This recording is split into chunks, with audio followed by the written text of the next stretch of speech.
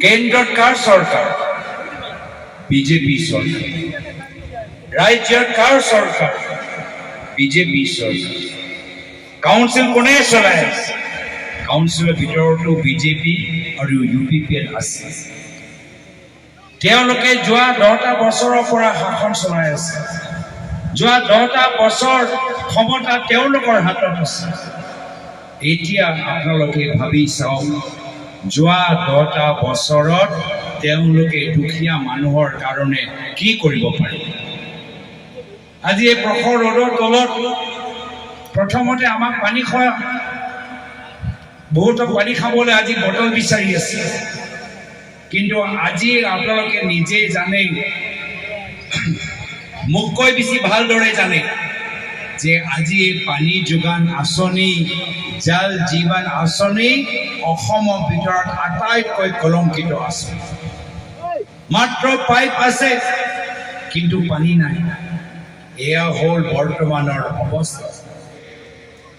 আজি মানুহবোৰ ভয় কৰা নাই মুখ্যমন্ত্ৰীৰ পৰা। যদি মুখ্যমন্ত্ৰীয়ে হিমন্ত বিশ্ব শৰ্মা ডাঙৰীয়া ভাবে যে অসমৰ ৰাইজে তেওঁৰ পৰা ভয় কৰে, এই মঞ্চৰ পৰা আমি তেওঁলোকক জনাবলৈ বিচাৰো যে অসমৰ জনসাধাৰণৰ লগত আজি কংগ্ৰেছ দল থিয় হৈ আছে। কোনো পদ্ধতিৰে হিমন্ত বিশ্ব শৰ্মা ডাঙৰীয়াক ভয় কৰিব নালাগে। আৰু এইটোৱে আমি দেখিছো উজনি অসমত মৰাণ জনগোষ্ঠী তিনিচুকীয়াত ওলাই আহিছে, ৰাস্তাত জনজাতি দাবীৰ নামত আজি ওলাই আহিছে। কিন্তু তেখেতৰ লগত আলোচনা কৰা কোনো সাহস আজি তাৰিখত মুখ্যমন্ত্ৰীৰ ওচৰত নাই। মুখ্যমন্ত্ৰী মাত্ৰ এটাই কথা জানে যে কেনেদৰে আপোনালোকৰ মাজত সংঘাত লগাইছে। আজি আমি ৰকিবুল হুছেইন ডাঙৰীয়া আৰু মই পাতি আছো যে এটা সময়ত এই বিটিআৰ অঞ্চলত কিমান অশান্তি, কিমান হিংসা আছিল। মানুহবোৰ সন্ধিয়া ঘৰৰ পৰা ওলাই যাওঁতে ভয় কৰিছিল। কিন্তু 2001 চনত কংগ্ৰেছৰ চৰকাৰ আহিল, প্ৰায়তঃ তৰুণ গগৈদেৱৰ চৰকাৰ আহিল, আৰু এটা পিছত এটা প্ৰায়তঃ তৰুণ গগৈদেৱ কংগ্ৰেছ চৰকাৰে বিভিন্ন সংগঠনৰ লগত চুক্তি কৰিলে। চুক্তি কৰি বিটিআৰ অঞ্চলত শান্তি আনিলে। বিটিআৰ গঠন হ'ল, NDFBৰ লগত চুক্তি হ'ল। বিভিন্ন মানুহবোৰে বন্দুকৰ ৰাস্তা এৰি আমাৰ মেইন ষ্ট্ৰীম ৰাজনীতিত ভৰি দিলে। উন্নয়নৰ কামবোৰ আৰম্ভ হ'ল কংগ্ৰেছৰ দিনত। ল'ৰা ছোৱালী আজি দেখা পাইছো, মই ল'ৰা ছোৱালী ক'বলৈ বিচাৰো আজি কম্পিউটাৰ যুগ, AI যুগ।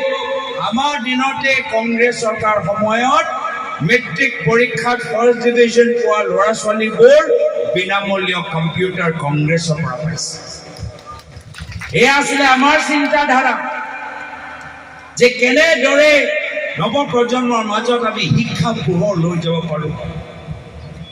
মহিলাসকল আজি দেখা পাইছো, মহিলাসকলৰ বাবে কংগ্ৰেছ চৰকাৰে কিমানবোৰ আঁচনি ওলালে। মাজনী, মামনি, বাইদেউ, নবৌ, আশা কৰ্মী, 108। কিয়? যিহেতু চিকিৎসাৰ ওপৰত আমাৰ কংগ্ৰেছ চৰকাৰে জোৰ দিছে। এগৰাকী মহিলা যেতিয়া সুস্থ থাকে তেতিয়া ঘৰখনৰ অৱস্থা ভাল হৈ থাকে। কিন্তু যদি এগৰাকী মহিলা অসুস্থ তেতিয়া ঘৰখন কোনে চম্ভালিব? এইবোৰ চিন্তা আমাৰ দিনত কংগ্ৰেছে কৰিছে। কিন্তু আজিৰ তাৰিখত য'ত কংগ্ৰেছে ল'ৰা ছোৱালীৰ হাতত কম্পিউটাৰ লেপটপ দিছিল, মুখ্যমন্ত্ৰী হিমন্ত বিশ্ব শৰ্মা ডাঙৰীয়া ল'ৰা ছোৱালীৰ হাতত বন্দুক দিবলৈ বিচাৰিছে। আৰ্মছ লাইচেন্স দি মানুহৰ মাজত বন্দুক বিতৰণ কৰিবলৈ বিচাৰিছে। গাঁৱৰ ভিতৰত খবৰ লওক, এটা সময়ত তেওঁ শিক্ষামন্ত্ৰী আছিল। শিক্ষা কি অৱস্থা গাঁৱৰ ভিতৰত? আজি তাৰিখত গাঁৱৰ ভিতৰত চৰকাৰী স্কুল বন্ধ কৰা গৈছে, মদৰ দোকান খোলা গৈছে। এয়া হৈছে বৰ্তমানৰ অৱস্থা।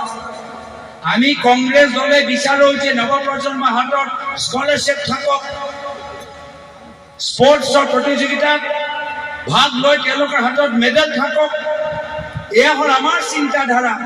কিন্তু মুখ্যমন্ত্ৰী হিমন্ত বিশ্ব শৰ্মা ডাঙৰীয়া কাৰ্যকালত এটা যুৱকৰ হাতত মদৰ বটল, বন্দুক বা ক'ৰবাত ড্ৰাগছ সোমাই গৈছে। এনেকুৱা এটা পৰিস্থিতি। কিন্তু দুখ লাগে কি ইমানবোৰ অন্যায় আৰু অত্যাচাৰ মুখ্যমন্ত্ৰী হিমন্ত বিশ্ব শৰ্মা ডাঙৰীয়া কৰি আছে, কিন্তু বিটিআৰ অঞ্চলত দুটা আঞ্চলিক দল আজি তাৰিখত নিমাত। মই জানিবলৈ বিচাৰো যে কিয় UPPL নিমাত হৈ আছে, কিয় BPF দল নিমাত হৈ আছে, কি কাৰণত ভয় কৰে মুখ্যমন্ত্ৰী হিমন্ত বিশ্ব শৰ্মা ডাঙৰীয়া কৰে। হিমন্ত বিশ্ব শৰ্মা ডাঙৰীয়াৰ বিৰুদ্ধে এটা কথা কোৱা তেওঁলোকৰ সাহস আজি তাৰিখত মই দেখা পোৱা নাই। কিয়? আৰু আজি সেই কাৰণে এই ৰাজনীতি আপোনালোকে বুজিব লাগিব যে ক্ষমতাৰ কাৰণে কিছু দল বিজেপিৰ লগত মিলিব পাৰে, ক্ষমতাৰ কাৰণে EM হোৱাৰ কাৰণে, গাড়ী ওপৰত লাইট লগাবলৈ কাৰণে, হোটেল খুলিবলৈ কাৰণে কিছু দল হিমন্ত বিশ্ব শৰ্মা ডাঙৰীয়া আখৰে আখৰে যি নিৰ্দেশ দিয়ে সেইখিনি পালন কৰিবলৈ সাজু হৈ আছে। সেইবোৰ দল কোনকেইটা, সেইবোৰ মানুহবোৰ কোন, মোককে আপোনালোকে বেছি ভালদৰে জানে। এই কাৰণে আজি তাৰিখত আপোনালোকে চাই আছে যে মুখ্যমন্ত্ৰী হিমন্ত বিশ্ব শৰ্মা ডাঙৰীয়া মুখত মাত্ৰ কংগ্ৰেছ কংগ্ৰেছ কংগ্ৰেছ, কংগ্ৰেছৰ বাহিৰে তেওঁ কাকো ভয় নকৰে। যদি মুখ্যমন্ত্ৰী হিমন্ত বিশ্ব শৰ্মা ডাঙৰীয়া যদি কোনোবাক ভয় কৰে সেয়া হ'ল আমাৰ কংগ্ৰেছ দল। আৰু সেইকাৰণে আপোনালোকক অনুৰোধ জনাইছো কি যদি আপোনালোকে নিজৰ ভৱিষ্যত নিৰাপত্তা বিচাৰে, যদি শান্তি বিচাৰে, যদি সম্প্ৰীতি বিচাৰে, তেতিয়া আপোনালোকৰ সন্মুখত এটাহে বিকল্প, এটা তেওঁ কংগ্ৰেছ দল। আৰু কংগ্ৰেছ দল এইবাৰ কি মূল মন্ত্ৰ লৈছে? এইবাৰ আমাৰ মূল মন্ত্ৰ হৈছে যুঁজ এখন হ'ব, যুঁজ এখন হ'ব। আৰু সেই একে মূল মন্ত্ৰ লৈ আজি বিটিআৰ নিৰ্বাচনত প্ৰতিটো সমষ্টিত আমি প্ৰাৰ্থী দিবলৈ আগবাঢ়ি গৈছো। যুঁজ এখন হ'ব, কিন্তু এইবাৰ যুঁজ অসমৰ জনসাধাৰণে আজি তেওঁলোকে যুঁজিব। কিয়? যে অসমৰ জনসাধাৰণ এজন অহংকাৰী ৰজা নিবিচাৰে, অসমৰ জনসাধাৰণ নিজৰ মাজৰ সংঘাত নিবিচাৰে। আজি অসমৰ জনসাধাৰণ সজাগ আৰু সচেতন হৈছে।